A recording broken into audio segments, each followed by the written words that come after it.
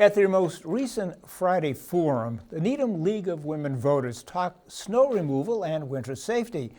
Alongside a thorough presentation of how the town manages and prepares for snow events, a question and answer period opened up the anticipated topic of the horrific black ice incident that happened earlier this month. Needham Channel's Kathleen Fitzgerald has more with the story. Towards the end of the February 17th forum, attendees were able to ask their questions related to handling snow and the other factors coursed into it. One topic that was looming on everyone's mind was the catastrophic black ice incident on Wednesday, February 8th. What happened on that Wednesday, February 8th, we've gone back and looked at all of the forecasts that we had. We've taken a look at all of the information we had, and we've gone back to actually the first time any weather was indicated was in our reports going back on Monday the 6th. And we tracked all of those through. We were looking at the temperatures. It was going to be showers. It was going to be the end of a storm. It was going to be warm. Temperatures were going to be rising throughout the night. It was going to go up into the 40s overnight, and then even higher, as much as 60 during the daytime. The showers were there. They were always in that forecast. The temperatures were always in that forecast.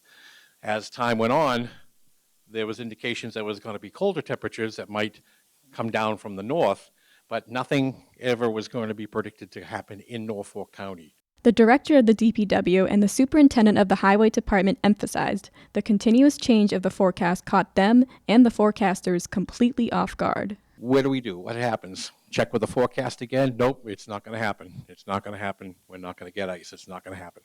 It happened. What happened on the last one, it was also moisture. It was very cold. It got warm. It started cooling off. We were told the warm front was going to continue to move beyond us and we'd be in the 40s. It actually went the other way. So you get that moisture in the air and it got cold. It condensed out, created black ice, horrifying.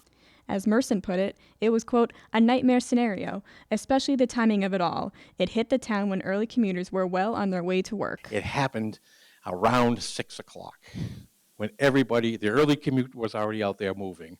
But we were also entangled with our crews in all of the traffic as well, too. Even if we were notified at 2 o'clock and we had a scout on duty, I don't know that we could have gotten some treatment all over town fast enough to prevent, and it wouldn't have happened on the streets we don't treat. So it's just one of those kinds of things that it's why it's one of our nightmare scenarios. So how does the town move forward to prevent outcomes like this? Priority and collaboration are key, according to Hoyland. A lot of damaged property on vehicles, people were injured, and we just had a fatality.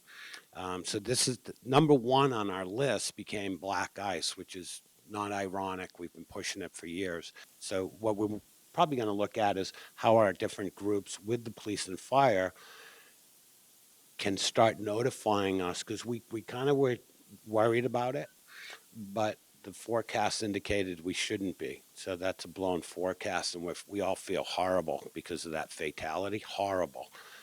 Is to get more active, get better training, because the eyes and ears at night and the overnight is the police and fire, is to maybe help them if they can see anything happening. It happens real quick. So it's an internal communication. So we have people in place already that I think we could better utilize communicating with each other. Reporting for the Needham Channel News, I'm Kathleen Fitzgerald.